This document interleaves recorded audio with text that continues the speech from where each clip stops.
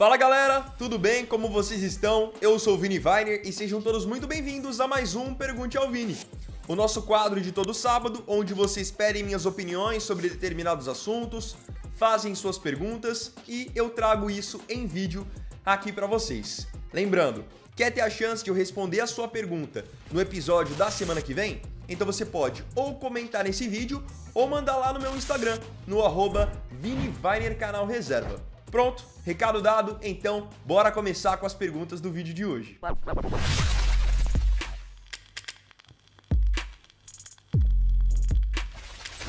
Quem abre o episódio desse sábado é o Carlos Santos. Vini, você ficou surpreso com a goleada do PSG na final da Liga dos Campeões? Carlos, obrigado pela sua pergunta. Sim, fiquei muito surpreso. Tanto que se vocês pegarem o vídeo que eu fiz analisando a final, vocês vão ver que, no meu entendimento, o jogo seria equilibrado. Acho que esse era um pensamento não só meu, mas de muitos de vocês também, que o jogo seria duro, até porque, em geral, a Inter de Milão é um time que é conhecido pela sua consistência defensiva, por ser um time que joga muito fechadinho, mas não sei o que aconteceu naquele dia, que o PSG foi para jogar o jogo da vida e a Inter de Milão simplesmente parece que não saiu do vestiário.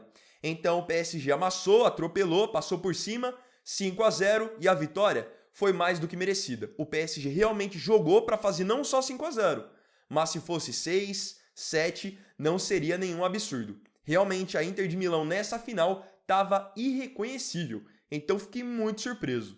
Agora vamos com a pergunta do Juliano Cardoso. Fala Vini, como lidar com baixas visualizações no começo do canal? Você desanimava quando isso acontecia com você? Juliano, muito obrigado pela pergunta, um abraço para você. Eu acho que todo mundo que trabalha com rede social, trabalha com YouTube, em algum momento no começo se desanimou. Isso faz parte. Quando você começa e você não vê grandes resultados logo, não vê altos números, você obviamente fica chateado. Eu também já estive nesse lugar. É algo natural. Só que eu comecei a fazer um raciocínio que me ajudou muito. Por vezes, para o mundo de rede social, você pegar 1.000, 2.000 visualizações é considerado pouco. Até 500 visualizações é um número baixo. Agora, começa a se imaginar você num auditório falando para 300 pessoas, que seja 400. Percebe que tem um peso diferente? É que hoje, com esses números estratosféricos de rede social, a gente acaba perdendo a dimensão do que são 300 pessoas, do que são 400 pessoas. Porque para nós, chega um momento em que só vale se for 10.000, 100.000, 1 milhão. Mas calma, se você passar a enxergar dessa maneira, você vai ver que 300, 400 não é tão pouco assim. Então, claro que eu desanimava no começo. Todo mundo desanima no começo. O que você não pode deixar é esse desânimo te fazer parar de produzir. Você tem que sempre produzir, que com o tempo, com o seu conteúdo de qualidade, com a sua persistência naturalmente, os resultados vão melhorar pouco a pouco. Nada é do dia para a noite. Próxima pergunta é do Thiago Felipe. Quem você acha que vai ser o campeão da Nations League amanhã? Sou seu fã. Thiago, muito obrigado pelo carinho, um abraço para você e obrigado também pela pergunta. Amanhã teremos a final da Liga das Nações entre Espanha e Portugal e vocês puderam perceber pelo vídeo da Liga dos Campeões que ultimamente eu não ando muito bem de palpite. Mas eu acredito que a Espanha será a campeã. É um time que vem muito bem numa consistência muito grande e tem muitos jogadores num momento individual muito bom. Então você pega o Yamal, tá voando, Nico Williams voando, Pedri voando, enfim. Eu acho que a Espanha será a campeã. Portugal também tem um ótimo time, uma geração muito forte inclusive, mas eu acho que por essa questão até de vir com muita moral do jogo contra a França, a Espanha será a campeã.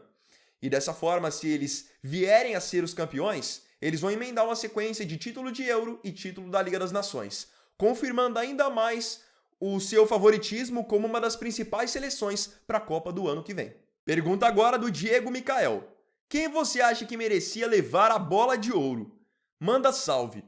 Diego, um salve para você, obrigado pela sua pergunta. Assim, por muito tempo nessa temporada, eu defendi que a bola de ouro fosse pro Rafinha. E realmente, o Rafinha estava muito bem no Barcelona, ótimos números, atuações decisivas. Só que quando a gente foi encaminhando para a fase mais importante da temporada, eu comecei a dar mais atenção para o seguinte: quando as coisas apertavam para o Barcelona, quando o time estava em apuros, quem aparecia e em quem o time dava a bola para ele resolver era o Yamal. Então, mesmo que ele não tenha os mesmos números do Rafinha, ele é o cara que eu passei a enxergar ele como mais impactante para o Barcelona. Consequentemente, mais impactante também para a seleção da Espanha. Então hoje eu enxergo ele de fato como o melhor jogador, como o cara que mais desequilibra. E ele tem provado isso partida após partida. E outra, tem um peso especial em cima do Yamal pela questão da idade. Ele tem só 17 anos e é algo que eu até já tinha destacado em outro Pergunte ao Vini. O Yamal ele é um cara que dificilmente você vê ele errar a tomada de decisão. Mesmo sendo muito novo, sendo esse aí praticamente seu segundo, terceiro ano de profissional, ele é um cara que ele sabe a hora certa de ir pro mano a mano, sabe a hora certa de arriscar jogada individual para finalizar, a hora certa de simplesmente tocar a bola para trás e fazer o time movimentar. Então assim, ele demonstra uma maturidade que para a idade dele é surreal. Isso faz com que a minha opinião seja essa de momento, que o Yamal é o merecedor da bola de ouro, porque ele é no momento o melhor do mundo. Vamos agora com a pergunta do João Cunha. Qual a posição que você joga nos rachas? João, obrigado pela pergunta, você está sempre interagindo lá no nosso Instagram, então fico feliz com isso e um abraço para você.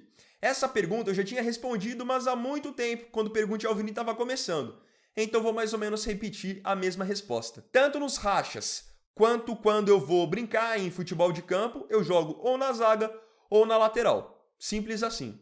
Pergunta agora do Everton Negreiros. Vini, qual clube europeu você torce ou tem mais simpatia? Everton, muito obrigado pela pergunta, um abraço para você. Em geral, desde muito novo, quando eu comecei a acompanhar futebol europeu ali com 8, 9 anos, o time que eu mais simpatizei sempre foi o Barcelona. Muito pela questão de ter aquele estilo do tic-tac. Na época também, quando eu comecei a acompanhar futebol europeu, foi justamente naquela fase que o Barcelona estava ganhando a Liga dos Campeões, temporada 2010-2011, se não me engano, que na final eles venceram o Manchester United. Ali que eu estava começando a acompanhar a Europa. Então o Barcelona acabou sendo o time que eu mais gostei por muito tempo. Hoje eu gosto menos do Barcelona, até porque eu acabo falando muito do Real Madrid, mas simpatizar, eu sempre simpatizei bastante com o Barça. Até também porque foi um time que ao longo da história teve muitos brasileiros. Agora temos o questionamento do Ricardo Lucas. Vini, você acha que até a Copa o Brasil vai estar pronto? Manda um salve para o Piauí. Ricardo, então um abraço para você, um salve para a galera do Piauí. Essa sua pergunta é difícil de ser respondida. Talvez nem o Ancelotti tenha a resposta para ela ainda. O que eu entendo é o seguinte, o Brasil pode não chegar pronto na Copa do Mundo, digamos assim, no cenário ideal. Mas eu acredito que o Brasil vai chegar minimamente competitivo na Copa. Porque quando chega a Copa e você passa da fase de grupos, passa a ser um jogo eliminatório. E querendo ou não, o Brasil tem um treinador que sabe jogar competição de mata-mata, tem jogadores que são destaques dos seus clubes, principalmente na Europa, estão acostumados ao alto nível de decisão. Então assim, o Brasil pode não chegar como o favoritaço, como hoje eu enxergo a Espanha, a França, a Argentina. Essas seleções, para mim, estão prontas. Então o Brasil pode não chegar pronto, mas competitivo, se é esse o seu questionamento, eu acho que o Brasil vai chegar sim. Mesmo com o Ancelotti tendo pouco tempo de trabalho, eu acredito que ele vai conseguir dar uma cara para essa seleção e fechar um grupo que seja bom, um grupo minimamente competitivo. Também falando sobre seleção, temos o Nackson Gabriel. A atual situação da seleção brasileira é realmente pela ausência do Neymar? Salve para Mossoró, Rio Grande do Norte. Nackson, então um abraço para você, um salve para a galera de Mossoró. É o seguinte, eu acho que não. Quando a gente ainda tinha o Neymar, nós vimos uma seleção ainda sofrendo, principalmente na questão defensiva. Uma seleção que dependia e acho que ainda depende muito do Neymar. Então assim, não acho que a ausência do Neymar é um problema. O retorno dele pode ser uma das soluções, mas não acho que hoje o Brasil fica devendo futebol só pela ausência dele não. E querendo ou não, o Neymar ele é o nosso jogador mais impactante, mais decisivo, só que não dá para você querer montar um time hoje apenas em torno do Neymar. Ele é um cara que ele pode agregar muito se ele tiver 100%, mas a gente tem que pensar em formar um time, uma seleção, um coletivo de qualidade. Então ele voltando ajuda? Ajuda, mas não dá para você querer se apegar, se escorar apenas nisso. Principalmente com o histórico dele de lesões e de problemas físicos nos últimos anos. E para fechar a edição de hoje, temos o Marcelo de Nóbrega. E aí, Vini, na sua opinião, onde o Ancelotti mais vai ter trabalho para arrumar essa seleção? Marcelo, muito obrigado pela pergunta, um abraço para você. O que eu entendo, ainda mais depois desse jogo contra o Equador, que foi o primeiro jogo do Ancelotti, acho que ele vai ter mais trabalho na parte da criação do time. Ou seja, nessa ligação, meio-campo, ataque, na criatividade, porque eu percebi principalmente contra o Equador que nós temos uma seleção onde ainda existe muito espaço. Então fica um blocão de defesa e um blocão no ataque. Você fica com seus atacantes, principalmente os pontas, muito isolados. Então eu acho que é aí que vai estar o maior trabalho dele. Fazer esse time não querer viver só de jogada individual. Fazer esse time de fato ser um time. O meu campo jogar com um ataque. Ter triangulação. Ter um lateral que faz uma ultrapassagem. O meu campo que gosta de ficar com a bola. Acho que essa é a maior questão. Porque jogadores de qualidade, nós temos. Pode não ser do mesmo nível, por exemplo, da Copa de 2002. Realmente não é. Mas você tem alguns dos principais jogadores do futebol europeu na seleção brasileira. O que você tem que ter agora? Um time competitivo e um time que jogue junto. Não dá para você querer viver do Vinícius Júnior pegar e passar de 3 marcadores. Não, o Gerson tem que aproximar dele, o Bruno tem que aproximar do Rafinha, aproximar do Estevão. Então acho que esse é o grande desafio. Você montar um time que jogue junto, que tenha aproximação e você tendo ainda o empecilho, a dificuldade de você ter esse time na sua mão a cada 2, 3 meses e por 1,5 praticamente. Porque essa é a rotina de uma seleção. O Ancelotti não vai conseguir pegar o Brasil e do dia para a noite fazer o time jogar legal. Uma coisa é quando você pega uma pré-temporada de um clube que você tem 30, 45 dias e você consegue implementar alguma coisa. Quando é seleção, a data FIFA é sempre muito rápida. Você faz uma convocação hoje, quando é daqui 2 meses, você já nem tem os mesmos nomes na mão. Então eu acho que esse é o grande desafio. Fazer o Brasil se tornar competitivo, um coletivo forte, tendo pouco tempo para trabalhar. Agora, eu queria saber de você aqui nos comentários também a sua opinião sobre as respostas que eu dei nesse vídeo e coloca aí também a sua pergunta, que quem sabe eu não a respondo no vídeo da semana que vem.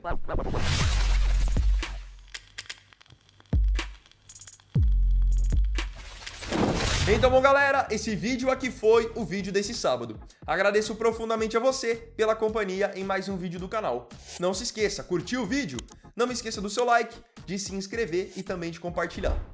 Então é isso, tamo junto, até amanhã e até o próximo vídeo. Fiquem com Deus. Vini Wagner aqui, valeu, falou e fui!